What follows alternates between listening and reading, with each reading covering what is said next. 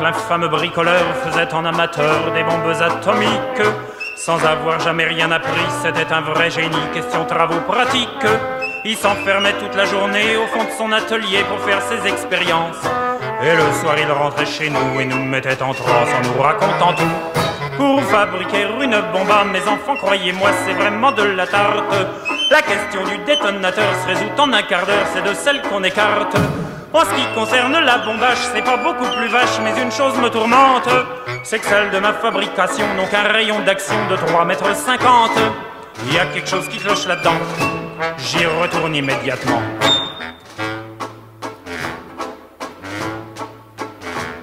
Il a bossé pendant des jours, tâchant avec amour d'améliorer le modèle. Quand il déjeunait avec nous, il dévorait d'un coup sa soupe au vermicelle. On voyait à son air féroce qu'il tombait sur un os, mais on n'osait rien dire. Et puis un soir pendant le repas, la tonton qui soupire et qui s'écrie comme ça: à mesure que je deviens vieux, je m'en aperçois mieux, j'ai le cerveau qui flanche. Soyons sérieux, disons le mot, c'est même plus un cerveau, c'est comme de la sauce blanche.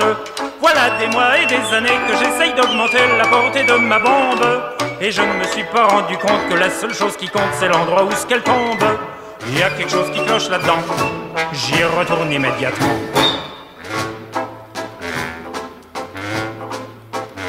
Sachant proche le résultat, tous les grands chefs d'État lui ont rendu visite. Il les reçut et s'excusa de ce que sa cagna était aussi petite. Mais sitôt qu'ils sont tous entrés, il les a enfermés en disant: soyez sages. Et quand la bombe a explosé, de tous ces personnages, il n'est plus rien resté. Tonton, devant ce résultat, ne se dégonfla pas et joua les andouilles. Au tribunal, on l'a traîné et devant les jurés, le voilà qui bafouille. Messieurs, c'est un hasard affreux, mais je jure devant Dieu, comme mon âme et conscience, en détruisant tous ces tordus, je suis bien convaincu d'avoir servi la France. On était dans l'embarras, alors on le condamna et puis on l'amnistia. Et le pays reconnaissant l'élut immédiatement chef du gouvernement.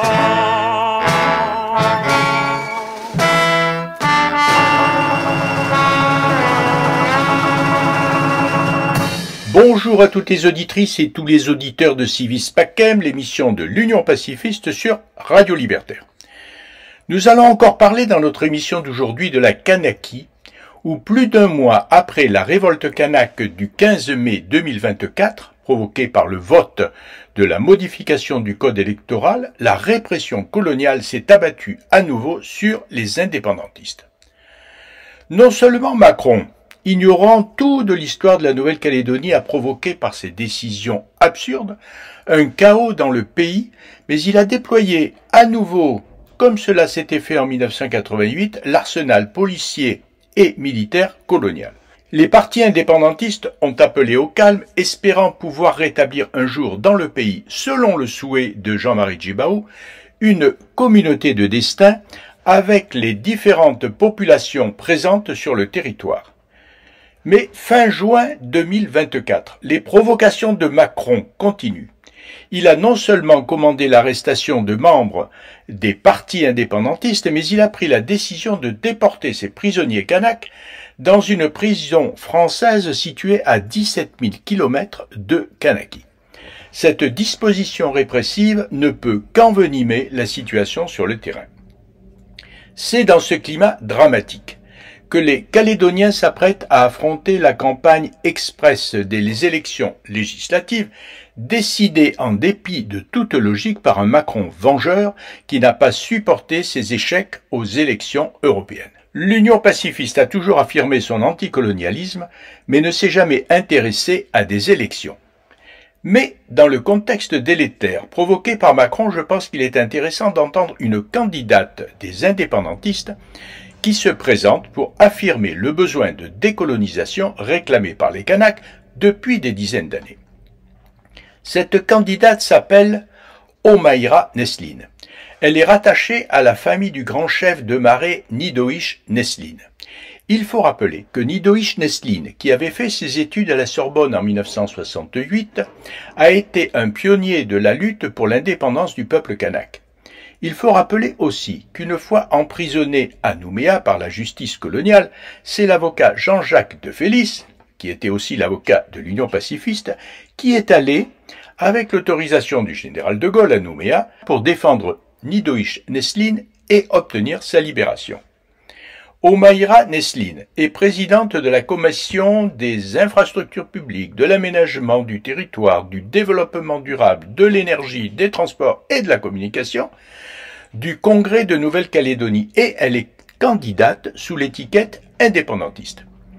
Elle a été interrogée le 21 juin 2024 sur la radio Rythme Bleu par une journaliste de cette radio qui se définit comme la fréquence aux couleurs de la France en Nouvelle-Calédonie. Je pense que cet entretien illustre le climat tendu que Macron a créé en Kanaki, mais aussi la volonté des Kanaks de ne jamais perdre leur objectif de réussir la décolonisation du pays. Nous écoutons donc cette interview de Maïra Neslin. Bonjour, bienvenue en Transparence, le magazine de la rédaction qui parle de l'actualité et qui donne la parole à ceux qui font l'actualité. Un Transparence spécial élection législative, dont l'invité ce midi est Omaïra Neslin, candidate aux législatives dans la première circonscription qui regroupe, rappelons-le, Nouméa et les îles Loyauté. Omaïra Neslin, bonjour. Bonjour. Merci d'avoir répondu à notre invitation. Alors vous êtes élu de la province des îles et du Congrès. Vous vous présentez sous l'étiquette indépendantiste et nationaliste avec pour suppléante Laurie Oumouni du RDO. Alors comment s'est décidée votre candidature? Pourquoi est-ce que c'est vous qui avez été choisi? Avant tout, voilà, je tenais à saluer tout le pays. Merci à RRB pour l'invitation. Et rappeler encore tout notre soutien aussi à toutes les personnes endeuillées et tous ceux et celles qui traversent aussi durement les événements qui sont passés depuis le 13 mai. Alors, cette candidature que je porte pour la première circonscription avec mon collègue Emmanuel Chibaou dans la deuxième circonscription, nos deux suppléantes Laurie Oumouni ainsi qu'Amandine Darras, ces candidatures-là ont été portées par la mouvance indépendantiste et nationaliste. Et ce n'est pas une candidature du FLNKS parce que le FLNKS en tant que tel n'a pas présenté de candidat pour ces législatives. Comment ça se fait? Alors, comme vous le dites, vous le savez très bien, on devait avoir un congrès. Le congrès du Front devait se tenir samedi dernier à Nechaot. Donc, ce congrès ne s'est pas tenu. Néanmoins, il y a eu des discussions en amont de ce congrès pour pouvoir acter des positions avec des possibles candidatures, sachant bien que l'Union calédonienne, par la voix de son président, avait déjà communiqué par voie de presse de s'engager dans ces législatives. Le RDO également aussi, et l'ensemble des partis indépendantistes et de la mouvance indépendantiste et nationaliste devaient apporter leur position au Congrès. Néanmoins, ce Congrès n'a pas pu se tenir, et étant donné aussi qu'il y a eu le délai aussi imparti, puisque personne ne pensait que le président Macron allait dissoudre l'Assemblée nationale. Ça a surpris tout le monde. Oui, ça a surpris tout le monde. Donc, nous, premièrement, et il y a 3 semaines de ça, donc effectivement, quand l'Assemblée nationale a été dissoute, il fallait que l'ensemble des partis, donc le Front ainsi que la mouvance nationaliste, devaient se positionner. Ce qui n'a pas pu se faire, et donc l'Union calédonienne et l'Union calédonienne et le RDO et quelques représentants de la mouvance nationaliste ont décidé d'aller aux législatives, et effectivement ça s'est décidé dans un délai très très court, étant donné qu'il y avait ce congrès qui ne s'est pas tenu. Donc nous avons, quoi qu'il en soit, porté cette responsabilité aujourd'hui d'y aller à ces législatives, puisque c'est quand même important pour nous, en tant qu'enfants du pays, Emmanuel et moi, qui sommes engagés dans ces législatives, de pouvoir porter la voix de notre peuple, de notre pays à l'Assemblée nationale. Alors pourquoi vous? Je vous demandais, Omaïra Neslin, d'autant plus que vous avez fait parler de vous récemment, puisque vous êtes l'élu qui a signé un protocole d'accord avec l'Azerbaïdjan. C'est cette notoriété qui a fait que vous avez peut-être été désigné parce que vous représentez quelque chose pour le monde indépendantiste? Ou c'est sans aucun rapport? Alors, en tous les cas, juste simplement rappeler qu'effectivement, comme vous venez de le dire, j'ai signé un mémorandum de coopération au nom du président du Congrès entre l'Assemblée parlementaire de l'Azerbaïdjan et le Congrès de la Nouvelle-Calédonie. Néanmoins, je suis issue de Dynamique Autochtone, qui est un mouvement indépendantiste et nationaliste aussi, que nous avons aussi eu part aux discussions au bureau politique élargi du FLNKS depuis quelques semaines maintenant, concernant l'avenir institutionnel du pays, mais aussi les positions au regard du projet de loi constitutionnelle concernant le dégel du corps électoral. Donc voilà, j'ai été très impliquée aussi au niveau du Congrès de la Nouvelle-Calédonie, puisque, comme vous savez, je siège au groupe UC FLNKS et nationaliste au Congrès de la Nouvelle-Calédonie. Donc nous avons notre groupe, nous avons voté contre déjà le report des élections provinciales quand le Congrès a été sollicité pour donner une position sur le report des élections provinciales. Et au Congrès de la Nouvelle-Calédonie aussi avec le groupe UCF-LNKS et nationaliste. Au même titre, nous avons avec le groupe Union nationale pour l'indépendance, le groupe UNI, nous avons déposé une résolution demandant le retrait du projet de loi constitutionnelle relatif au dégel du corps électoral. Cette résolution-là a été votée en majorité au Congrès de la Nouvelle-Calédonie lors de sa séance du 13 mai dernier. On va y revenir encore un mot sur l'Azerbaïdjan. Vous avez compris à l'époque, parce que l'actualité passe vite, mais c'est quand même un sujet qui avait un peu dominé l'actualité pendant quelques temps. Vous avez compris que des gens puissent être choqués qu'on signe un mémorandum de coopération avec une dictature comme celle-là? Ou quand vous l'avez fait, ça vous a paru normal? Alors, juste pour rappeler un petit peu le contexte aussi, chaque pays, enfin c'est important de rappeler que chaque pays aussi ne se contente pas d'aller uniquement frapper à la porte de ceux qui sont avec nous.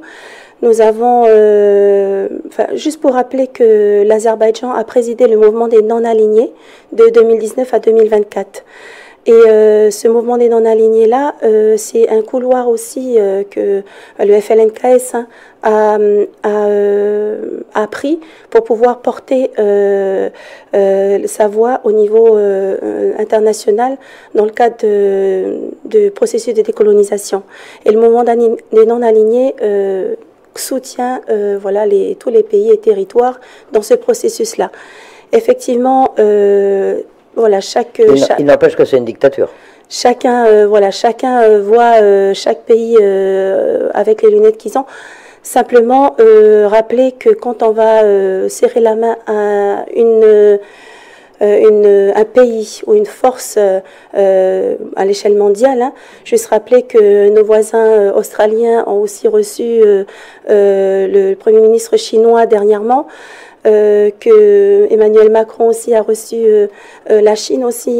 Vous êtes pas responsable d'un État, hein, vous êtes élu. Bien sûr. Voilà, et le Congrès est censé quand même représenter l'ensemble des élus calédoniens et pas seulement une composante. Oui. C'est aussi l'un des éléments qui a pu choquer. Oui. Autre question sur votre candidature, vous êtes Rougir Dynamique Autochtone, Union calédonienne aujourd'hui, dans le groupe UCF-LNKS et nationaliste. Quelle est la position de la CCAT, qui est une émanation de l'Union calédonienne? Est-ce qu'ils sont engagés dans ces élections législatives? Est-ce qu'ils vous soutiennent? Ou est-ce qu'ils sont complètement en dehors de ce scrutin? J'ai eu l'occasion de le dire hier soir sur le plateau d'NC Première que la CCAT est une émanation, a été l'émanation de l'Union calédonienne par son congrès à l'île des Pins. Et donc, j'ai eu l'occasion aussi de le rappeler. J'ai participé moi-même en tant que dynamique autochtone à toutes les marches pacifiques, les sittings, des rencontres dans le cadre de la CCAT, organisées par la CCAT, pour se lever justement, pour lever la voix au niveau du terrain concernant le non au dégel du corps électoral. Mais là, c'était des marches pacifiques, ça ne l'est pas resté. C'est vrai qu'après le 13 mai, il y a eu un mouvement de révolte. Comme l'a rappelé aussi certains leaders, notamment de l'Union calédonienne et aussi le responsable de la CCAT, on n'a pas appelé à aller voilà, faire ces exactions-là. Simplement, ce mouvement de révolte rappelait que quelque part, ça nous interpelle aussi nous, en tant que responsables politiques. Je m'inclus dedans parce que pendant 40 ans qu'on a on a fait de belles choses. Le pays s'est développé, le pays s'est émancipé. Et en l'espace de quelques jours, effectivement, il y a beaucoup de personnes qui ont tout perdu. Et j'apporte aussi mon soutien total à toutes ces personnes aussi, ces entreprises-là qui ont tout perdu. Parce que moi-même, en tant que présidente de la commission de développement économique à la province des Îles, et au niveau de l'agence rurale également, on participe grandement dans ce processus de pouvoir faire émanciper notre pays. Vous apportez votre soutien, mais vous condamnez ces exactions, vous condamnez les pillages, les saccages, les incendies d'entreprises, de maisons. Bien sûr, je vous le dis qu'on n'a pas appelé. J'apporte un soutien, mais vous condamnez quand même ce qui s'est passé. On n'a pas appelé à aller brûler, à aller faire ce qui se passe. Appelé? Laissez-moi terminer. Je viens de vous dire que pendant 40 ans, on a essayé de construire un pays, de mettre un pays debout. Mais est-ce que le pays était vraiment debout? Est-ce que cet homme kanak calédonien était vraiment debout? Il était encore courbé, il était encore handicapé ou il était fatigué? Donc aujourd'hui, on a proposé un texte au niveau du Congrès de la Nouvelle-Calédonie sur l'économie sociale et solidaire. On l'a vu que pendant toutes ces années, il y a eu un écart quand même des inégalités. Il y a eu des inégalités qui se sont creusées dans notre pays et ça, malheureusement, on ne peut pas fermer les yeux là-dessus. Aujourd'hui, il y a des personnes qui vivent en dessous, plus de 60 000 personnes qui vivent en dessous du seuil de pauvreté. Comment voulez-vous aujourd'hui qu'on marche ensemble pour construire un pays si on a encore des petits frères, des petites sœurs qui sont derrière nous, ou même des vieux qui n'arrivent pas encore à emmener du pain sur la table? Mais vous savez comme moi qu'après, justement, vous êtes en plus, vous êtes élu, vous êtes très bien informé, Omer Nessine. Après les émeutes qui n'en finissent pas, d'ailleurs, après les incidents les exactions de ces 5 semaines, ceux qui vont le plus souffrir, c'est justement ceux qui sont les plus pauvres aujourd'hui. Il n'y a plus d'emploi, il n'y a plus de possibilité de s'approvisionner. Donc en fait, ces exactions ont produit l'effet inverse. Elles vont aggraver encore les choses, non? Oui, je peux entendre, je comprends ce que vous dites, mais ce matin... Non, mais ce qui m'intéresse, c'est votre avis. C'est comment vous analysez les choses maintenant? Bien sûr, aujourd'hui, ce que je peux dire, c'est qu'on a quand même l'espoir. C'est un message d'espoir pour dire qu'il y a eu toutes ces choses, mais aujourd'hui, il faut se faire confiance. Il faut savoir se mettre autour de la table. Et je pense qu'il faut arrêter aussi ces querelles politiciennes que chacun a entretenues pendant toutes ces années. Il y a quand même un malaise qui s'est installé dans notre pays. Et malheureusement, quand on passe en force des messages ou on passe en force pour aller bousculer ou dégeler un corps électoral ou bousculer la vie et la structure d'un pays, c'est ce qui va nous ramener encore chacun à dire que aujourd'hui il y a ce qui s'est passé, mais il faut quand même garder l'espoir que demain on doit construire un pays et ensemble. Et c'est cette poignée de main là aussi qui nous rappelle que c'est le socle, l'accord de Nouméa, cette poignée de main qui nous rappelle que c'est sur ce socle là qu'il faut construire. Si on marche sur cette poignée de main, si on passe en force sur cette poignée de main, si on la met de côté ou si on déchire simplement ce qu'on a construit pendant des années, ben forcément qu'on va arriver à quelque part une révolte. Mais simplement dire que c'est l'espoir en tout cas. C'est l'espoir en tout cas que je porte aujourd'hui, cette candidature, un message d'espoir et de dialogue, mais un dialogue durable, un dialogue qui va durer dans le temps pour pouvoir mettre debout notre pays. Cette poignée de main, tout le monde l'invoque. Je crois que pratiquement tous les candidats aux élections législatives se réfèrent à la poignée de main entre Jacques Lafleur et Jean-Marie Tjibaou. Vous la traduisez comment? Quelles sont les valeurs qu'elle porte? Parce que à l'origine, c'était partage, rééquilibrage, la reconnaissance de deux légitimités qui vivaient ensemble pour construire une communauté de destin. Comment est-ce qu'on peut la retrouver dans ce qu'on vient de vivre pendant 5 semaines? En tout cas, ce que moi je porte et ce que j'espère dans cette poignée de main qui reste toujours le cap, le socle de notre combat, c'est que tous nos vieux, quand ils ont acté à Nainville-les-Roches de reconnaître les victimes de l'histoire, tous ceux et celles qui sont venus dans ce pays et qui ont fait ce pays leur pays, notre pays. Aujourd'hui, on est tous dans la case. Aujourd'hui, on est tous dans la pirogue. Il n'y a personne qui va être jeté à l'eau de cette pirogue. On est tous dans cette pirogue et on doit emmener cette pirogue vers notre pleine souveraineté et ensemble. Et les exclus du corps électoral, vous en faites quoi? Les 40 000 personnes qui n'ont pas le droit de voter en Nouvelle-Calédonie, vous leur dites, on va parler, on est obligé d'en parler, de l'ouverture de la modification du corps électoral. Un accord avait été trouvé, en tout cas l'État avait réussi à proposer un projet de loi sur 10 ans glissants, vous y êtes complètement opposé, c'est-à-dire qu'il y a des tas de Calédoniens qui, à votre avis, ne devront jamais voter. Alors moi, ce que j'aimerais dire, c'est que tous ceux et celles qui veulent que ce pays soit leur pays et qui respectent en tout cas les fondamentaux de cette poignée de main, de l'accord de Nouméa, et qui respectent aussi le peuple premier et son droit à l'autodétermination, à sa souveraineté pleine et inéluctable, eh ben, on est tous ensemble dans la case. Sur les populations intéressées, vous me parliez vous-même tout à l'heure, il y a un instant de Naville-les-Roches, on parle de l'accord de Matignon. C'est pas que le peuple autochtone qui a droit à l'autodétermination, ce sont les populations intéressées qui englobent tous les Calédoniens. Oui. C'est pour ça qu'il y a eu 3 référendums d'autodétermination, je veux dire. Alors, juste pour rappeler que le peuple kanak, je crois que c'est le seul peuple au monde qui a partagé son destin avec les victimes de l'histoire. Et c'était le message, en tout cas, que nos vieux ont posé à Naville-les-Roches. Aujourd'hui, on n'a pas fermé cette parenthèse de la décolonisation, en tout cas de se comprendre chacun entre nous, peuple premier, ou voilà, tous ceux et celles qui sont arrivés avec l'histoire, qui sont victimes de l'histoire, qui ont fait que ce pays aujourd'hui est le leur et notre pays. Ben, c'est ensemble qu'on doit, porter ce pays. Ceux qui ne sont pas victimes, ceux qui sont arrivés en Nouvelle-Calédonie, qui veulent y vivre, qui veulent le développer, qui veulent participer à sa construction, ils n'auront jamais le droit de voter? Mais bien sûr que si, bien sûr que si. Mais ça, justement, c'est pas avec un passage en force. Voilà, on va essayer d'avancer. Le dégel du corps électoral, est-ce qu'il peut faire partie d'un accord global? Alors, nous, ce que nous portons, en tout cas, pour cette première circonscription et cette deuxième circonscription pour la mouvance indépendantiste et nationaliste, c'est un accord qui va nous emmener vers la pleine souveraineté de la Nouvelle-Calédonie, de Kanaki. Et ça, c'est le but final. Et tous ensemble, ceux qui veulent faire chemin avec nous, qui veulent continuer dans la case, qui veulent continuer à ramer dans cette pirogue pour emmener le pays aussi à cette pleine souveraineté, qu'ils soient arrivés hier, aujourd'hui, ou ceux qui vont arriver demain, s'ils s'inscrivent dedans, ils seront avec nous dans la case. Il y a eu 3 référendums d'autodétermination, vous les effacez, vous faites comme s'ils n'avaient pas eu lieu?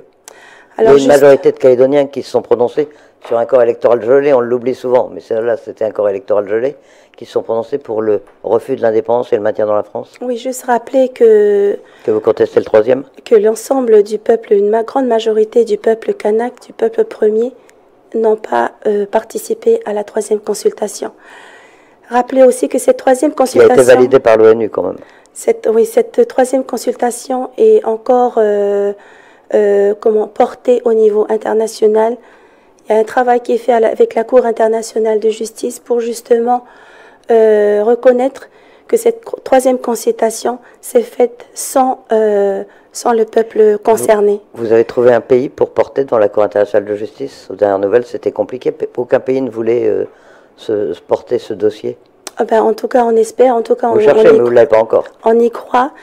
Simplement de dire que s'il faut qu'on construise ensemble dans la paix et dans une paix durable, il faut que chacun mette de côté tous ces... et puis qu'on construise ensemble.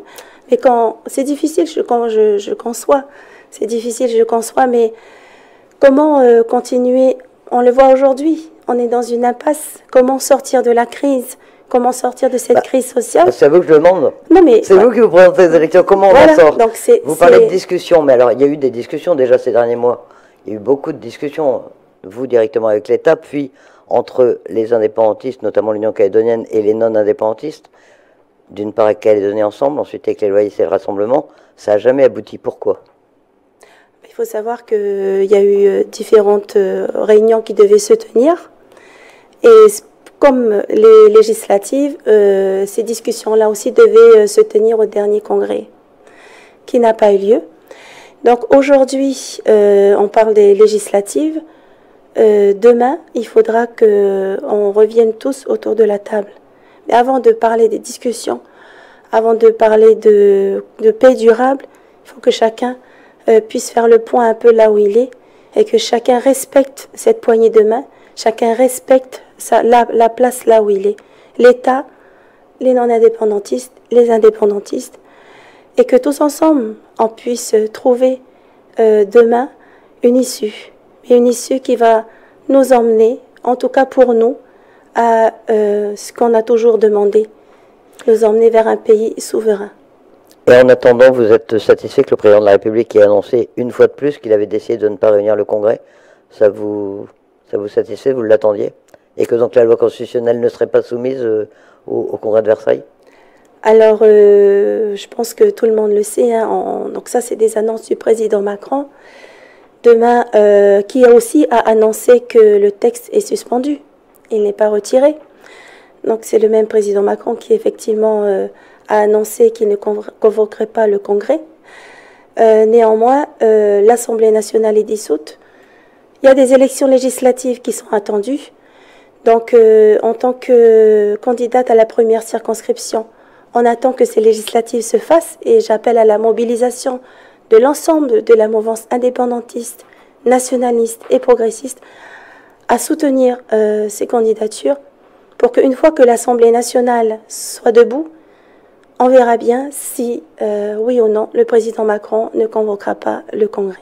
Votre rôle, si vous êtes élu, ce sera essentiellement centré sur cette loi constitutionnelle ou comment est-ce que vous envisagez un rôle de député? Donc, effectivement, ça sera cette partie-là et porter aussi la voix de notre mouvement pour une pleine souveraineté du pays. Mais mon rôle aussi en tant que député, et je l'exerce aussi quelque part au Congrès de la Nouvelle-Calédonie, où on est chargé de voter des lois, on est chargé de proposer des lois également, c'est de proposer et faire voter des lois qui, je le rappelle, c'est des lois qui vont impacter le peuple, qui impactera le quotidien des Calédoniens, qui impactera le quotidien du peuple. Et ces lois-là, si on vote des lois qui conviennent au peuple, le peuple sera en paix, le peuple va prospérer. Si ce sont des lois qui ne conviennent pas au peuple, forcément le peuple ne va pas se reconnaître dedans. Et c'est ça, en fait, c'est pour le bien-être du peuple aussi, le bien-être de la population. Comme on vote des lois au Congrès de la Nouvelle-Calédonie, eh bien c'est in fine, c'est pour ça aussi que je vais en tout cas porter la voix. Quand on voit la configuration qu'on prévoit aujourd'hui de l'Assemblée nationale, on va attendre que les législatives soient finies, on va attendre le 7 juillet. On voit pour l'instant un gros bloc Rassemblement national, un gros bloc Front populaire et un bloc peut-être plus étroit de la majorité présidentielle. Si vous étiez élu, ce serait plutôt vers le nouveau Front populaire que vous iriez? Ou est-ce que vous n'y avez pas encore réfléchi ici? Certainement. Vous avez des contacts avec eux? On a quelques contacts puisque nos responsables sont revenus aussi de Paris puisqu'ils ont fait pas mal ils ont tenu pas mal de travaux et de contacts aussi avec des responsables de l'Assemblée nationale. Donc on va certainement avoir des positionnements là-dessus. Mais je vais rappeler que on a eu l'occasion au Congrès de la Nouvelle-Calédonie de porter des lois, notamment sur l'économie sociale et solidaire, des lois notamment sur le Covid, où on a quand même porté aussi des amendements au niveau du Congrès, pour ma part, concernant des lois liberticides, par exemple, sur les passes sanitaires, etc. Donc c'est un peu ça aussi que je me dis que je pense avoir aussi ma place pour pouvoir porter la voix du peuple dans ses plus hautes instances, comme je l'ai fait au Congrès de la Nouvelle-Calédonie. En attendant, pour conclure, comment est-ce que vous faites campagne? Une campagne extrêmement brève, avec beaucoup de contraintes de déplacement. Vous arrivez à faire campagne dans les îles, par exemple? Alors, on s'est déjà projeté pour pouvoir se déplacer dans les îles.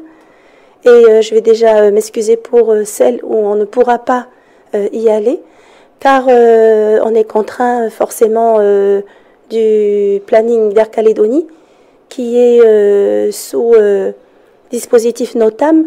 Donc c'est un vol par destination par jour, et encore il y a des destinations où c'est un vol par semaine. Donc la campagne va être contrainte, comme vous le dites, va être serrée, mais on compte sur chacun d'entre nous pour pouvoir porter la voix du mouvement indépendantiste, porter la voix des mouvements nationalistes, là où on est, dans nos quartiers, dans nos tribus, dans nos espaces. Et on essaiera aussi surtout de beaucoup communiquer aussi sur les réseaux.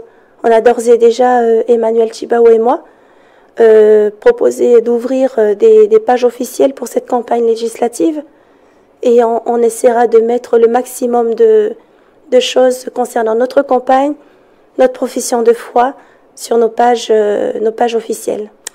Très bien, Omeira Nesline, candidate aux législatives dans la première circonscription sous l'étiquette indépendantiste et nationaliste, hein, c'est le terme exact. C'est bien ça.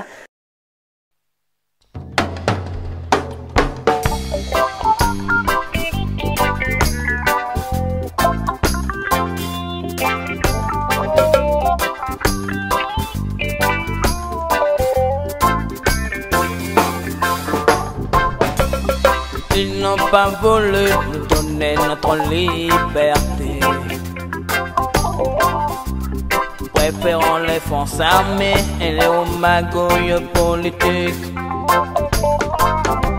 Des arrestations aux assassinats de nos leaders kanaks, tombés dans l'insouciance de ce système colonial. Que justice soit faite sur terre kanaki. Justice, vérité, droit, mon peuple. Justice, vérité, droit, kanak. J'y vais des cas. Oh, oh, oh, oh. Yeah, yeah.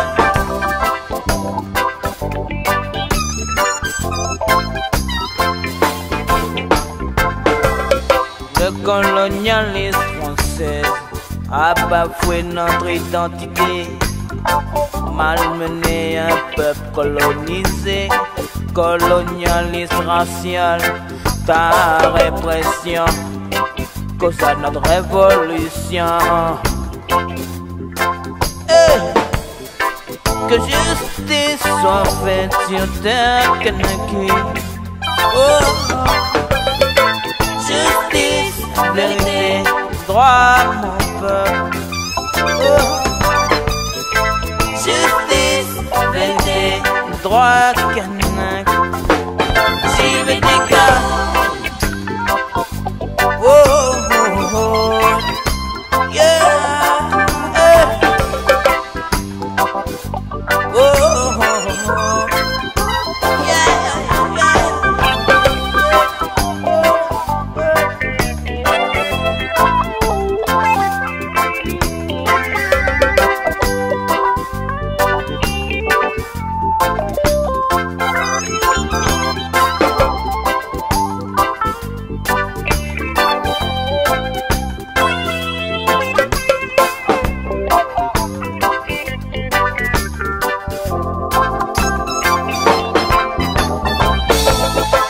Que justice soit faite sur terre kanaki. Justice, vérité, droit, mon peuple. Justice, vérité, droit, kanak. J'y vais des gars. Oh, oh, oh.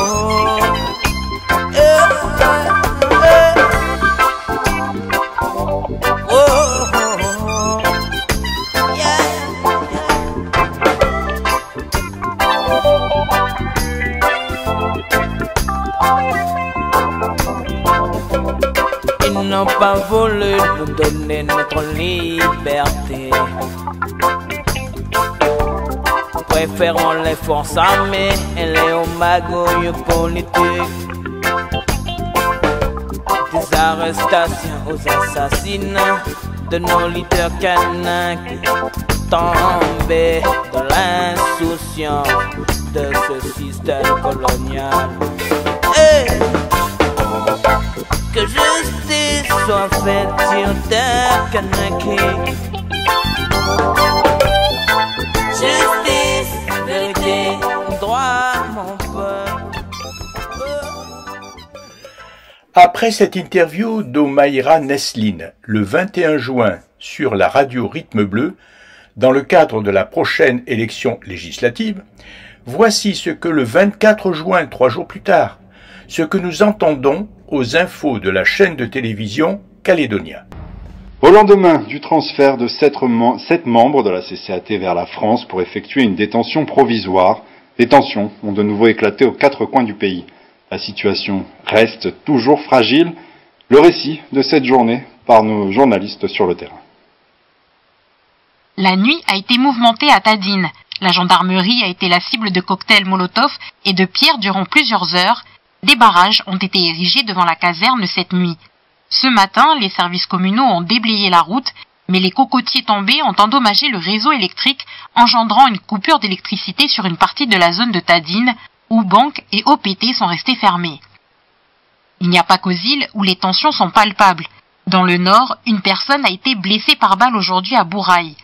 À Koumak, si les barrages sont filtrants, les services municipaux n'ont pas ouvert aujourd'hui. Et pour cause, des actes de vandalisme ont été observés. Du côté de Poya, des affrontements ont également eu lieu hier entre les forces de l'ordre et des personnes sur les barrages. C'est après avoir reçu des tirs de flashball que les militants ont décidé de bloquer la route complètement.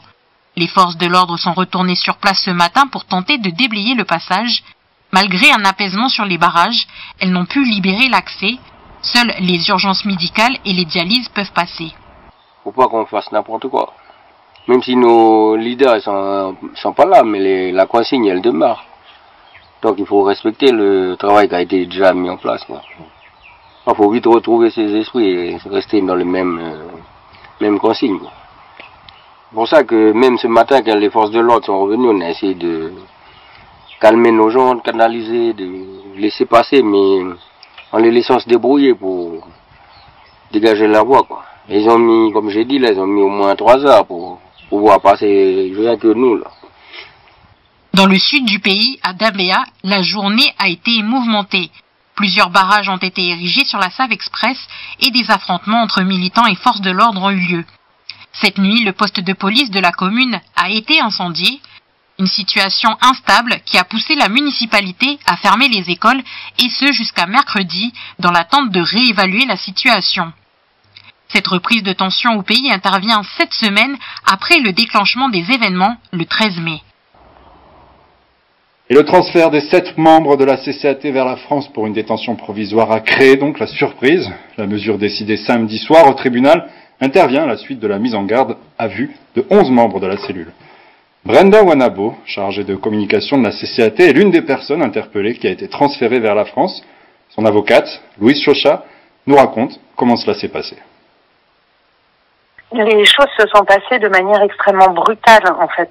Ils n'étaient pas informés déjà, donc sur les détentions provisoires, on a été informé que c'était requis par le procureur de la République, mais ensuite ça n'a pas été mis vraiment dans les débats sur les départs en métropole. Le juge d'instruction, le juge de la liberté et de la détention n'ayant pas évoqué cette possibilité.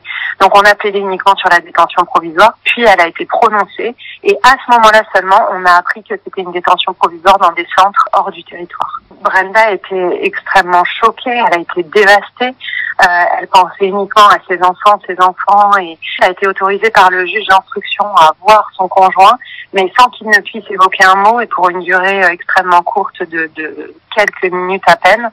Ils n'ont pas eu le droit de parler, uniquement de s'enlacer dans des sanglots terribles et en présence de plusieurs personnes.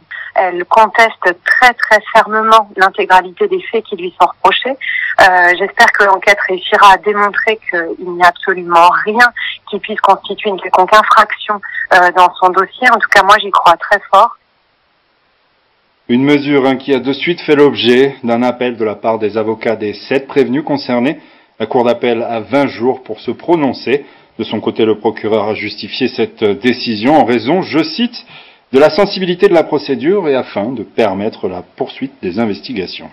Le 24 juin 2024, toujours dans le journal télévisé de la chaîne Calédonia, Emmanuel Djibaou, candidat indépendantiste dans la 2e circonscription, était reçu. Emmanuel Djibaou est le fils de Jean-Marie Djibaou. Alors il faut rappeler que Jean-Marie Djibaou, leader du FLNKS, et Jacques Lafleur, chef des loyalistes, avaient signé le 26 juin 1988 les accords de Matignon sous l'égide du Premier ministre Michel Rocard. Une poignée de main historique mettait fin à 7 années d'affrontements et de violence entre opposants et partisans de l'indépendance qui avait fini par dégénérer en quasi-guerre civile. Cette poignée de main n'a pas été acceptée par tous les indépendantistes kanaks et Jean-Marie Djibaou a été assassiné le 4 mai 1989 à Ouvéa. Kanaki perdait ainsi un leader politique essentiel dans la lutte du peuple kanak pour la décolonisation. Mais la famille Djibaou a repris le flambeau. Et Emmanuel Djibaou, directeur de la culture en Kanaki, s'est engagé dans le dialogue pour la paix en Nouvelle-Calédonie. Alors nous écoutons ce qu'il nous dit donc ce 24 juin 2024 à la télévision Calédonia, après les graves événements qui se sont produits. Ce soir, dans cette course aux législatives, nous recevons Emmanuel Djibaou, candidat indépendantiste de la seconde circonscription pour la liste nationaliste et indépendantiste. Emmanuel Djibaou, bonsoir. Bonsoir. Pour commencer, on l'a appris ce week-end, votre frère, Joël Djibaou, compte parmi les 11 personnes poursuivies dans le cadre des exactions commises depuis le 12 mai. Il sera entendu demain au tribunal de Nouméa, ainsi qu'un autre prévenu. 7 autres ont été transférés dans des prisons en France. Comment réagissez-vous à cette situation ? Je dirais que je suis assez surpris et puis solidaire de ce qui a été la mobilisation qui a soulevé l'ensemble du pays, parce que lorsqu'on est nationaliste, on ne peut que être insatisfait de ce que sont les conditions dans lesquelles aujourd'hui on nous amène à discuter pour sortir de la position qui va être celle de l'après-accord de Nouméa. C'est exprimer la solidarité à l'ensemble du pays, des entreprises, autant que ceux qui ont leur famille touchée par ce qui s'est passé, dans le deuil. Donc c'est un sentiment de gâchis. On a prévenu, on a alerté, attention. Et puis aujourd'hui, on se retrouve avec cette situation dont on est tous comptables. Et le fait que je me présente, c'est aussi pour assumer cette responsabilité-là au devant de nos compatriotes. On va y venir. Des délégations de la CCAT semblent plaider en faveur du boycott législatif. Pourquoi selon vous, est-ce important d'aller voter ? Alors moi, je pense que voter, c'est important dans la mesure où on se place en tant que nationaliste, et puis si on doit sortir de la situation ainsi créée selon les termes de l'accord de Nouméa, où les partenaires doivent se retrouver, il faut indiquer une situation qui soit, des conditions sereines de reprise du débat. Là, le dégel, l'inscription du projet de dégel du corps électoral au provincial passé à l'Assemblée, puis au Sénat, puis à l'Assemblée, ça fait partie des choses qui ont amené la situation dans laquelle on est aujourd'hui, et c'est ce qui explique en grande partie ce pourquoi je suis devant vous aujourd'hui, afin de retrouver finalement les conditions peut-être plus sereines et alerter l'État face à ses responsabilités en étant là-bas, dans l'hémicycle des débats nationaux. Monsieur Djibaou, pourquoi avoir déposé votre candidature finalement après, je le rappelle, le rendez-vous manqué du 43e congrès du FLNKS qui devait se tenir à Netchaot, à Koné, et permettre finalement, entre autres, de décider d'un candidat commun? Il faut poser la question au FLNKS. Moi, j'ai accepté en mon nom, après avoir consulté ma section de base, ma propre structure. Je prends mes responsabilités. Après, en tant que nationaliste, on se place toujours dans cette perspective d'aller vers le chemin vers la pleine souveraineté. Et aujourd'hui, on a vu le résultat du travail mené par l'ancien député de la seconde circonscription. Et c'est à cette obligation-là qu'on doit de répondre, de porter le débat dans les instances de débat nationaux, pour dire à nos compatriotes députés nationaux qu'ils ont une obligation, puisque l'État est partenaire des 2 accords signés, de Matignon jusqu'à 98. Et même si aujourd'hui on se place dans ce contexte-là, quand on dit rappeler les obligations, c'est jusqu'au bout de la décolonisation. C'est un petit peu le propos qui fait qu'on amène cette discussion là-bas au cœur de l'hémicycle. Presque 36 ans, jour pour jour, à 2 jours près, votre père Jean-Marie Djibaou serrait la main de Jacques Lafleur pour sceller la paix. Aujourd'hui, vous êtes candidat aux législatives. Quel serait, selon vous, le chemin à prendre pour sortir de cette nouvelle crise? Pour sortir de cette nouvelle crise, vous l'avez rappelé, le chemin, il a été celui du dialogue. Et à partir du moment où l'un des trois partenaires dont j'ai cité tout à l'heure les composantes, les loyalistes, les nationalistes et l'État fait défaut, il n'y a pas de conditions acceptables, même sous des ultimatums ou sous des conditions de prêt de la part du président Macron. Il faut accepter de discuter dans des conditions plus sereines et donc enlever tous les dispositifs qui nous contraignent finalement à engager des perspectives que selon un calendrier qui pour nous n'est pas celui d'un débat serein. Donc ça veut dire voilà, se donner le temps pour réfléchir. Se donner le temps, on parle, vous l'avez dit vous-même, là on parle souvent finalement de la nécessité de rouvrir le dialogue entre les classes politiques. Pourquoi est-ce si difficile? Je pense que c'est difficile aussi du fait que certains de nos élus loyalistes reviennent sur leurs propres engagements. Depuis 83, la ville des Roches, le statut Lemoine, qui a tenté sur le même dispositif, noyer le dispositif qu'on a essayé de mettre en place pour faire pays, et celui de 88 dans lequel on a préparé finalement le projet de société qui devait aboutir en 98 sur un accord de décolonisation. C'est toujours la même chose, c'est pourquoi on se bat et on continue à répéter que cet engagement il ne doit pas se faire sans nous. Même si la troisième consultation a eu lieu, les indépendantistes n'ont pas participé. Encore une fois, de prendre le parti de décider sans nous, c'est nous retrouver en face. Et c'est ce qui explique que la mobilisation qui se fait aujourd'hui se retrouve sur le terrain avec ses maladresses, avec peut-être ses travers, mais ça n'est que la répétition de l'histoire et on connaît le résultat. Donc même cause, même effet. Nous on dit aujourd'hui il faut changer une variable dans l'équation. C'est ce qu'on amène là avec cette proposition de candidature. Parler de répétition de l'histoire, comment expliquer qu'on en soit arrivé là? Était-ce prévisible selon vous? C'était prévisible puisqu'on l'a déjà vécu. Et on ne fait que rappeler l'histoire des engagements qui ont fait que aujourd'hui on est dans un processus qui devait aboutir à un statut transitoire vers la souveraineté. Et puis on entend nos partenaires se draper dans la démocratie, dans la paix idéale, alors qu'ils se sont dédiés des engagements qu'ils ont signés. C'est ça qu'on est en train de remettre en cause, de dire prenez vos responsabilités et puis validez ce qui a été entendu au Congrès de Versailles. Aujourd'hui on est dans une situation où on fait sans nous, on ne fera rien dans ce pays sans nous. C'est ça qu'on dit aujourd'hui. Dernière question et rapidement, si vous êtes élu, vous seriez le premier député indépendantiste à l'Assemblée nationale, que défendrez-vous en priorité? Il y a déjà eu un député indépendantiste, c'était le député Pigeot, mais le cœur de mon engagement, c'est d'abord de formuler des conditions de reprise du dialogue pour aller aux confins de l'accord de Nouméa. Le dégel du corps électoral aux élections provinciales, ça fait partie des dossiers qui, à l'heure aujourd'hui, font obstacle à la reprise des discussions. Ça va être ça mon premier dossier.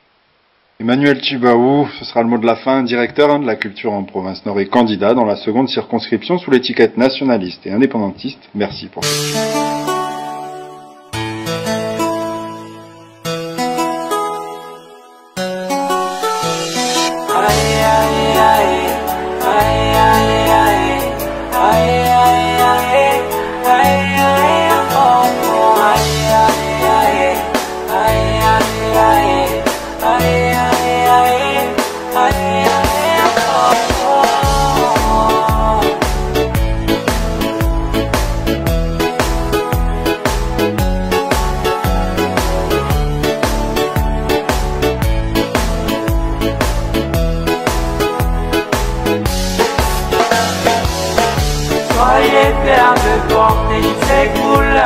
Drapeau mon pays, Kanaki. Soyez fiers de porter ces couleurs, ce drapeau mon pays, Kanaki. Soyez fiers de porter ces couleurs, ce drapeau mon pays, Kanaki. Soyez fiers de porter ces couleurs, ce drapeau mon pays, Kanaki.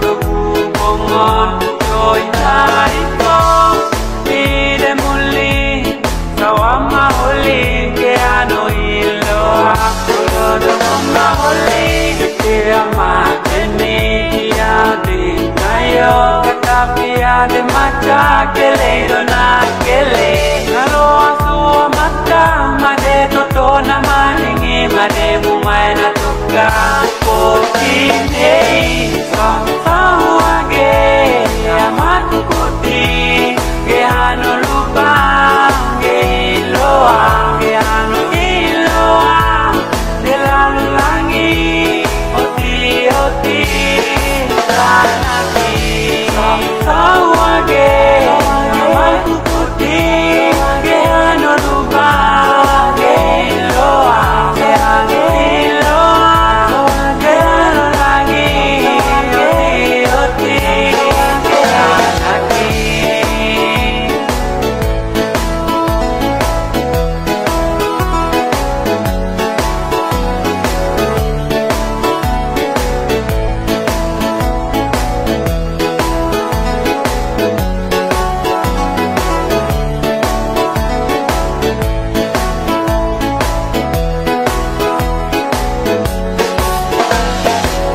Nous voyageons dans un monde où le bonheur se tourne vers l'hystérie, les pillages et les massacres. Obsessionnels, narcissiques, où est donc passé? L'humanisme, comment ça ou de larmes, misère, soudé. Anoma koina koege, kuhemu mae. Sotari oti oti, de anteno kanaki. Sawado ingoa, sawado liberté. Sawage, namakukuti, keano luba, iloa, keano iloa, delano langi, oti oti, kanaki. Sawage, namakukuti, keano luba, iloa, keano iloa, delano langi, oti oti, kanaki.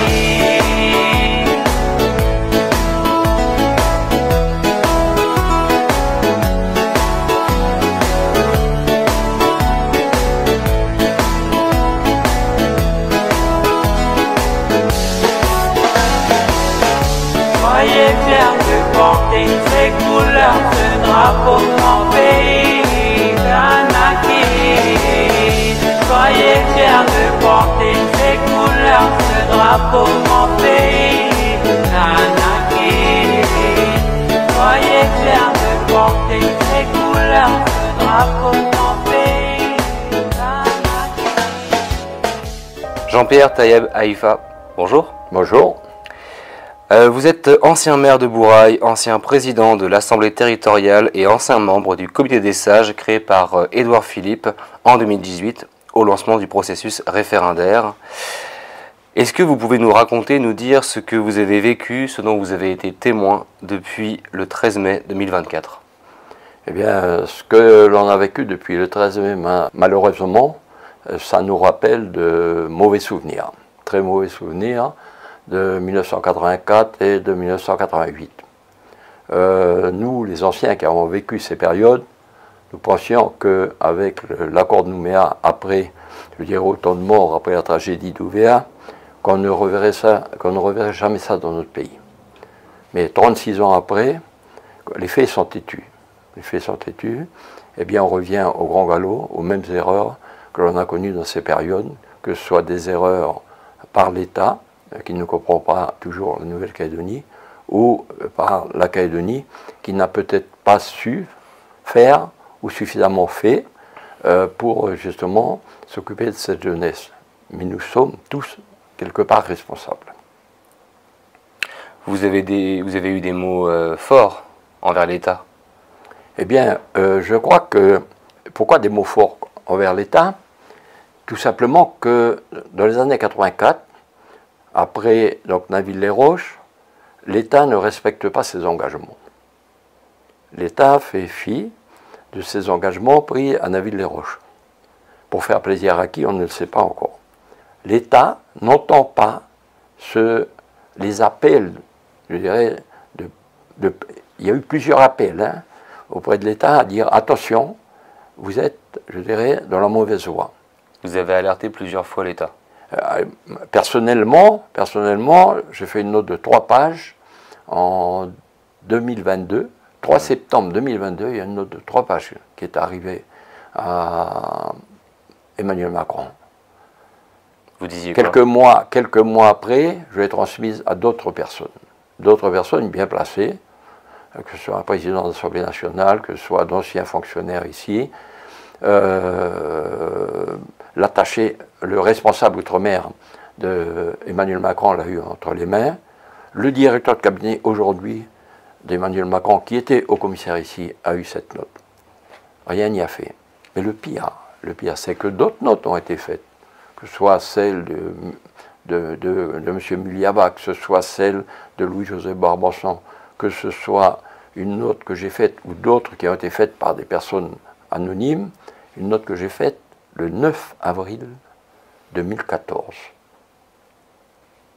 À partir de cette note, moi je ne comprends pas que le président de la République, à moins qu'on lui ait caché, mais qu'il puisse réagir comme ça, ou à moins que, comme d'habitude, et comme l'État étant sorti de son impartialité en 2021 pour le dernier référendum, elle a certainement cru d'autres personnes que nous, qui ne faisions qu'appeler à la prudence pour ne pas retomber dans la violence. Vous aviez prévenu Sébastien Lecornu avec les autres membres du comité des sages. Oui, on a passé à Yingen, le comité des sages s'est rendu à Yingen pour une rencontre avec Sébastien Lecornu. On a passé 2 heures. Tous les membres du comité des sages sont exprimés. On a pratiquement, presque tous dit la même chose à notre façon. On croyait qu'il avait entendu, que l'État devait rester dans son impartialité, que l'État devait continuer à procéder de la même manière que tous les successeurs de Michel Rocard ont fait jusqu'en 2022 pour le référendum. On a eu l'impression qu'il nous a écoutés, mais il n'a pas entendu. Il n'a pas entendu. Il a fait tout le contraire. D'où le résultat aujourd'hui. 10 000 émeutiers ont ravagé Nouméa. D'où est-ce qu'ils viennent? Qui ils sont, ces jeunes? Ces jeunes? Bien, c'est pas compliqué. Je crois que tout le monde sait que Nouméa et sa périphérie, je dirais, accueillent la plus grande tribu du territoire. Et puis, il y a ces 6 000 à 7 000 squats qui existent. Tout le monde le sait. Tout le monde le sait. Tout le monde sait que tous les ans, c'est environ 800 jeunes qui sortent du système scolaire. On va dire, ce 800 jeunes, il y a 90% de Mélanésiens. Et puis, il y a aussi, je dirais, l'accueil de nos jeunes qui sont souvent condamnés, qui passent par la case prison pour quelques semaines ou quelques mois, et puis qui souvent ne rentrent pas dans leur commune ou dans leur tribu, de peur de prendre des sanctions, et restent, je dirais, dans la périphérie, ou restent quelque part accueillis dans les villes. Ça fait partie aussi. Et puis, il y a un autre phénomène aussi. Il y a ce phénomène du logement, des cités. Ce que, à une époque, on avait réussi à faire, c'était d'éviter d'avoir des cités communautaires. On a eu l'expérience dans les années 60 de la cité Moravel. On s'est vite rendu compte que ce n'était pas forcément la bonne formule. Donc, à peu près dans les mêmes périodes, il y a eu Logicop qui s'est mis en place sur Ducos, et puis là, c'était la mixité, je dirais, des communautés de ce pays. Ensuite, il y a eu le Fonds social d'habitat. Il est vrai qu'il y avait peut-être beaucoup plus d'Océaniens dans le Fonds social de l'habitat installés. Quand je parle d'Océaniens, c'est toutes catégories confondues, Mélanésiens, Wallisiens, Tahitiens et autres. Et on a fait donc une mixité. Et puis, il y a eu Toubon, il y a eu Majata, il y a eu Apogoti. Apogoti, c'est la pire des réalisations d'habitat que moi j'ai pu voir de mon histoire. Et il ne faut pas s'étonner que la concentration, la promiscuité, la situation, je dirais, inhumaine de mettre des gens dans, je dirais, presque des cages à lapins, que l'on puisse à un moment donné avoir aussi ce genre de réaction. Alors, ce n'est pas pour excuser du tout ce qui s'est passé. Ce qui s'est passé, c'est grave. C'est grave de conséquences. Jamais, jamais j'ai fait du syndicalisme. J'ai fait des grèves. J'ai participé dans le cadre de la direction des syndicats à faire des grèves, mais jamais on a toujours préservé l'outil de travail. Oui. L'outil de travail, il appartient, je dirais, à la classe moyenne ou à la classe de travailleurs. Cet outil de travail, c'est ce qui nous permet de vivre, de faire vivre le patron aussi, mais aussi de vivre et de pouvoir s'émanciper. Et c'est une des grandes différences. Là-dessus, c'est grave de conséquences. Pourquoi? Parce qu'on a 50 000, on avait 50 000, c'est pas moi qui l'invente, hein, c'est les chiffres qui sont donnés, personnes sous le seuil de la pauvreté. Au sortir, quand on sortira de cette période, ça sera davantage, ça ne sera pas de la pauvreté, ça sera une précarité, ça sera une misère. Ça, il faut s'y attendre. Et puis, là, c'est tous les régimes sociaux qui vont être mis à mal. Ils étaient déjà à mal, mais là, avec ce qui s'est passé, si on prend les chiffres donnés de 7 000, voire 8 000 pertes d'emploi, c'est tout le système de couverture sociale, de couverture de santé, de couverture retraite, d'allocation familiale qui est mise à mal. Alors je crois qu'il faut prendre au sérieux. Prendre au sérieux, cette jeunesse, elle a été oubliée. Quand on entend parler, ou quand on entend dans des débats parler de milliards déversés en Nouvelle-Calédonie, des milliards, il y a eu des milliards. Il y a eu de bonnes choses de faites. Mais il y a aussi des choses qui ont été peut-être faites, qui ont été faites à l'encontre de ce que la population attendait, ou de ce qu'elle voulait. Cette jeunesse, à mon sens, personne n'a vu le mal-être de cette jeunesse. Et cette jeunesse, au sortir de cette période difficile, la première des choses, c'est se pencher sur, et surtout tirer la leçon, mais se pencher sur le pourquoi on en est arrivé là. Si on ne fait pas ça, hein, si on ne veut pas changer la société et entreprendre une grande réforme sociétale dans ce pays, que la répartition des richesses, elle retombe pas que les miettes, hein, pour ceux qui sont au milieu, et que ceux qui sont en bas, ils n'ont pas le temps de récupérer les miettes. Donc je crois que là, il y a une grande réforme à mettre en œuvre, une réforme sociétale. La Calédonie en a besoin. La Calédonie est un pays riche.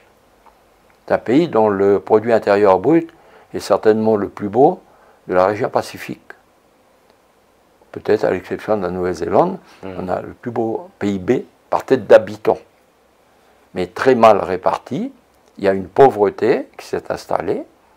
Et avec ces événements, ça sera de la misère que l'on va voir. Ce que, personnellement, je souhaite, c'est de revenir à la raison,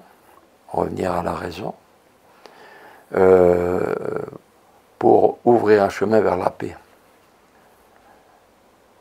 Parce que nous avons travaillé pendant 7 ans, nous avons rencontré, pendant 6 ans, avec le comité des sages, nous avons rencontré énormément de jeunes. Énormément. Que ce soit dans les lycées, même les collèges, des collèges, on a rencontré. On a rencontré les gens, les gars de service militaire adapté. On s'est rendu compte d'une chose. C'est que le service militaire adapté, aujourd'hui, il servait à réapprendre les fondamentaux de l'école. Qu'une très grande partie, une très large partie des jeunes rentrant au service militaire adapté ne savaient très peu lire et très peu écrire. Donc ça veut dire que là, quelque part, l'échec scolaire. L'échec scolaire. L'histoire. Nous, au comité des sages, on a beaucoup parlé de parole, de vérité, de mémoire et de réconciliation. Tout simplement parce que, aussi, on s'est rendu compte que la jeunesse, une génération, ne connaissait pas l'histoire. Où chacun avait, je dirais, la vérité de la période que l'on a traversée dans les années 84 ou les années 88 n'avaient que partiellement. Et puis il y a aussi un travail que l'on avait signalé qui n'a pas été fait. Les événements de 84 ils ont été douloureux. Parce qu'effectivement, la capitale n'a pas subi les événements de 84. Elle a eu quelques heurts, quelques grandes manifestations à la suite de la mort de jeune Yves Thual. Mais elle n'a pas connu ce que nous, on a connu en Beauce. Commune comme Bourail, incendie du magasin Courtois, 3 morts. Un militaire, un jeune bourraillais et une femme bourraillaise de 45 ans. Aujourd'hui encore, on souffre. On souffre. Quand on a géré cette période, quand on a géré les deuils, quand on a géré les familles qui sont restées, les mamans, les papas, les frères, eh bien, on souffre encore aujourd'hui. Donc je crois que le rétablissement de la confiance, il passe déjà par l'État. Le rétablissement de la paix, il passe par nous. Mais je pense que il faut peut-être qu'en Calédonie, on arrête de toujours avoir recours à l'État là-bas à 22 000 km, des gens qui souvent ne connaissent pas les communautés océaniennes, ne connaissent pas, je dirais, notre culture, la culture kanak d'un côté, la culture des diverses communautés de ce territoire, et puis la culture calédonienne. La culture calédonienne, une culture métissée, qui fait partie des cultures kanak, nous côtoyons depuis des générations, des cultures des autres qui sont venus, que ce soit les cultures des gens qui sont venus, qui ne sont pas venus, que l'on a envoyés du Maghreb ici, d'Indochine ici, ou des gens qui sont venus travailler dans ce pays, que ce soit les Japonais, que ce soit les Indonésiens, plus tard, bien plus tard, les Wallisiens et Tahitiens. Donc je crois qu'on a besoin aussi, nous, de faire notre travail, celui qui nous appartient. Parce que toujours demander aux autres de faire, eh bien on se rend compte que la France, les gens qui sont aujourd'hui en poste et au pouvoir, lorsqu'ils veulent traiter le problème de Nouvelle-Calédonie, ils le traitent comme un problème de la région et d'un département. Nous ne sommes pas département, même si certains élus pensaient qu'on pourrait mettre la Calédonie en département de 3 ans pour régler les problèmes. Non. La Calédonie a fait un choix dès 1958, lorsqu'a été proposé à Nouvelle-Calédonie le choix département, communauté française, où territoire Nouvelle-Calédonie a choisi le territoire. Et maintenant, avec les accords de Matignon et l'accord de Nouméa, maintenant on a un pays avec des lois de pays, c'est-à-dire qu'on s'est émancipé. Il y a besoin encore, certainement, je dirais, de continuer cette émancipation qui était prévue dans l'accord de Nouméa. Aller encore plus loin dans l'émancipation. Bien sûr. Bien sûr. Bien sûr. Pourquoi bien sûr? Pourquoi que ce pays continue, je dirais,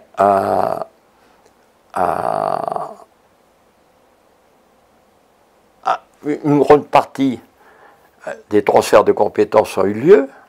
Il est bon d'en faire maintenant le point, l'analyse, voir à quel point on est au niveau de la situation d'un transfert de compétences, et puis voir des compétences partagées. Est-ce que les compétences régaliennes qu'il reste, est-ce que certaines ne peuvent pas être des compétences partagées? est-ce que aujourd'hui, ce que souvent j'ai mis dans des notes, les Calédoniens, les Kanaks en particulier, sont des francophones.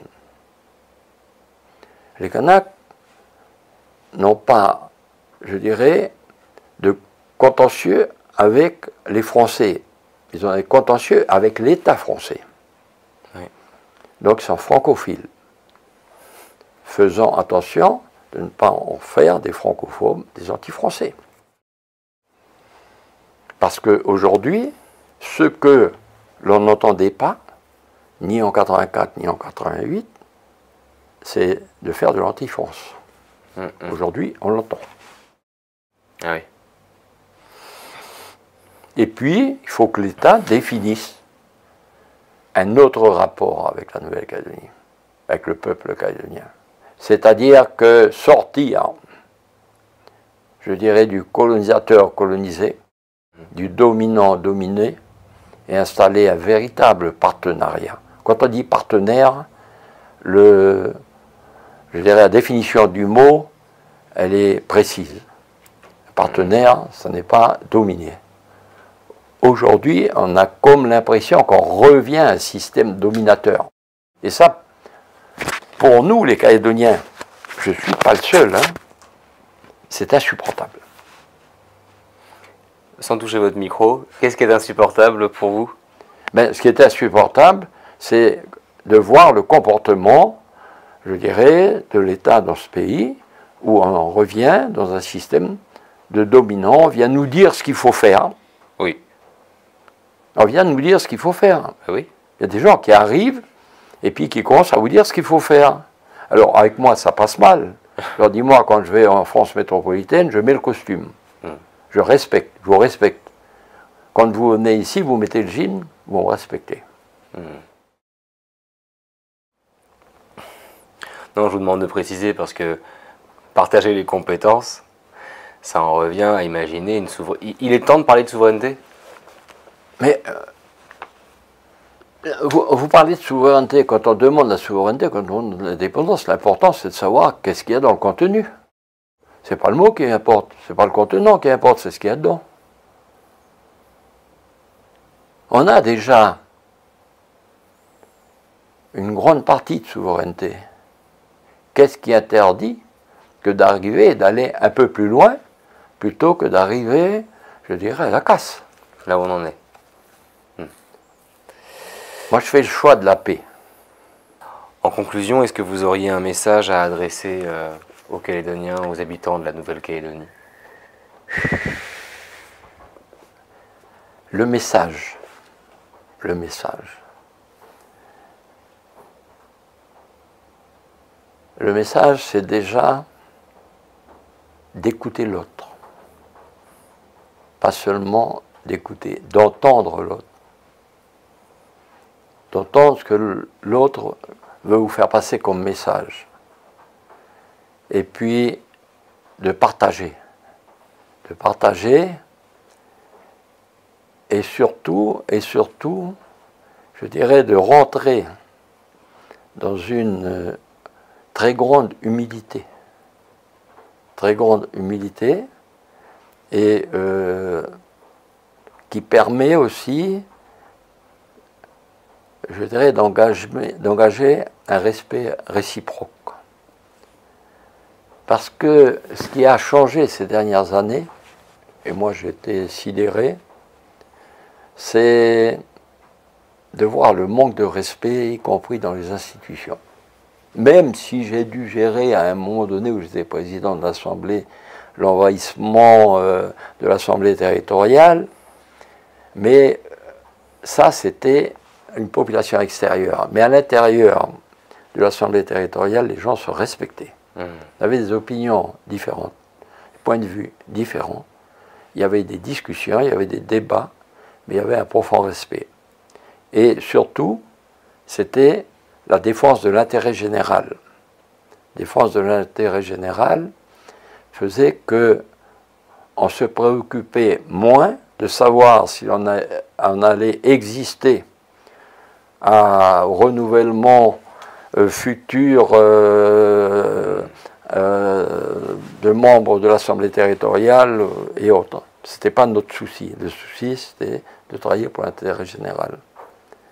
Et le message que je peux donc faire passer aujourd'hui, c'est de demander à toute notre jeunesse de regarder ce que les anciens ont fait. Ils n'ont peut-être pas tout fait, mais ils ont beaucoup travaillé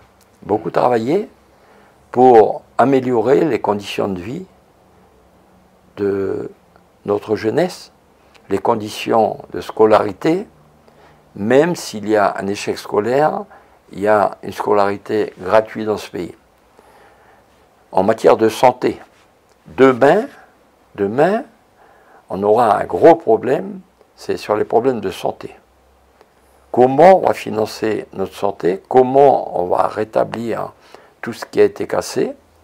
Et surtout, je dirais de veiller à ne pas rentrer dans la violence, parce que la violence engendre une réponse par la violence aussi. Aujourd'hui, on a réussi, ça a été réussi, de ne pas succomber, je dirais, à la réponse de violence contre la violence. Et puis, aujourd'hui, on doit tous travailler au rétablissement de la confiance. Étant en charge et en responsabilité, il nous a fallu plusieurs mois, après 1984, pour rétablir la confiance.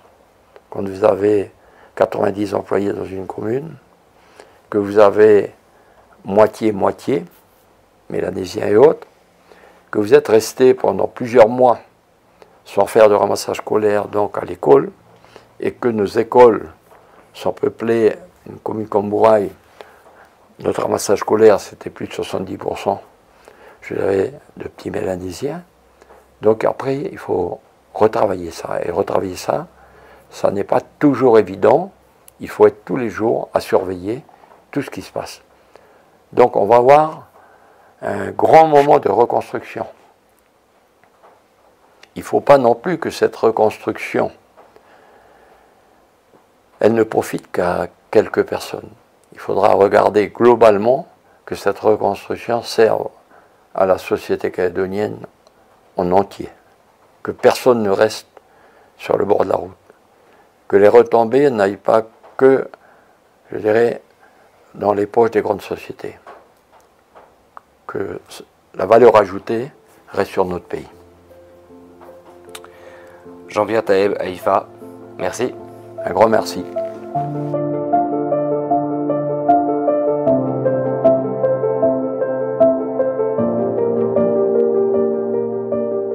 Nous arrivons à la fin de notre émission Civis Pacem consacrée aux événements dramatiques qui se déroulent en Kanaki depuis le 15 mai 2024.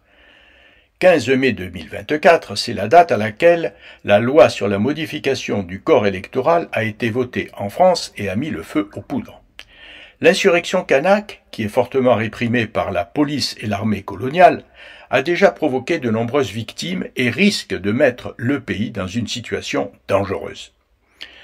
Tous les Calédoniens savent que c'est le gouvernement français et particulièrement Macron qui sont responsables de cette situation. Les élections législatives décidées par le président qui se veut vengeur de son échec aux élections européennes créent un trouble nouveau chez les Calédoniens. Mais certains indépendantistes, candidats en Nouvelle-Calédonie, vont essayer de se faire entendre. Il s'agit d'Omaïra Nesline et d'Emmanuel Djibaou, que vous avez entendu au début de cette émission. Mais j'ai tenu à terminer cette émission avec une analyse de la situation par Jean-Pierre Haïfa, maire honoraire de Bourail. Bourail, cette commune où ont été déportés les insurgés algériens de 1871. Jean-Pierre Haïfa a été aussi président de l'Assemblée territoriale en 1978, élu du Congrès dans les années 2000. Jean-Pierre Haïfa a participé même à la table ronde de Ningeville-les-Roches en 1983. et il a été membre des sages pendant la période référendaire. C'est donc la parole d'un sage qui a toujours privilégié le dialogue sur la violence qu'il faudrait entendre. Mais le gouvernement français ne l'a jamais écouté. Espérons que les nouveaux élus comprendront que la décolonisation de la Nouvelle-Calédonie est obligatoire pour conduire à la paix. Nous terminons maintenant cette émission avec une chanson kanak, et je remercie aussi Frédéric qui assure la diffusion des émissions Civis Pacem. Alors maintenant, à la semaine prochaine. Ciao, ciao.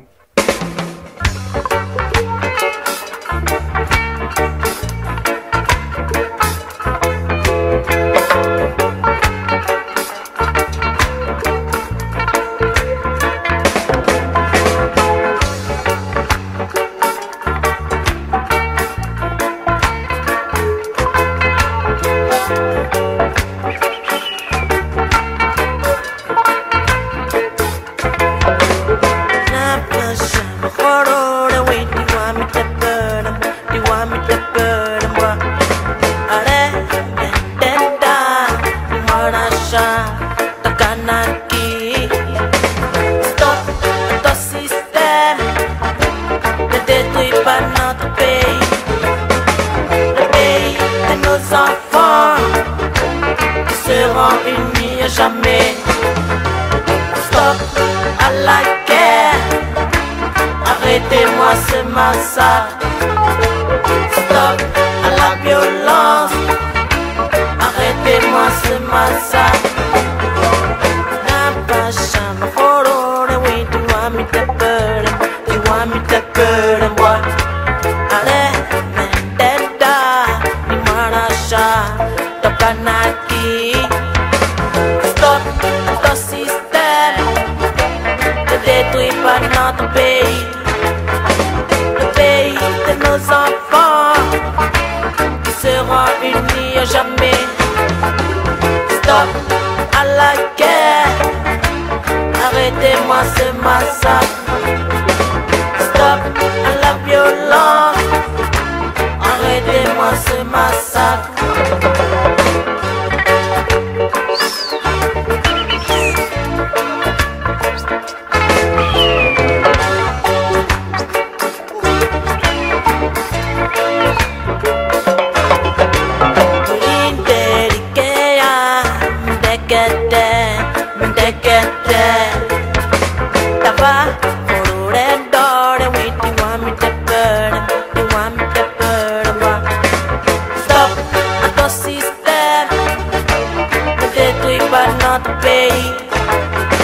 Le pays de nos enfants qui seront unis à jamais.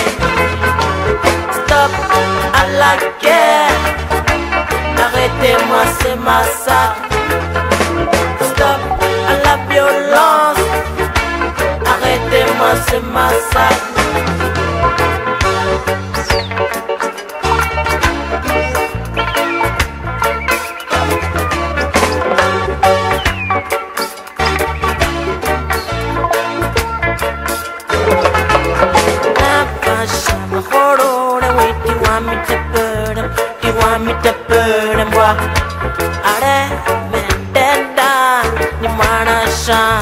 Tokanaki.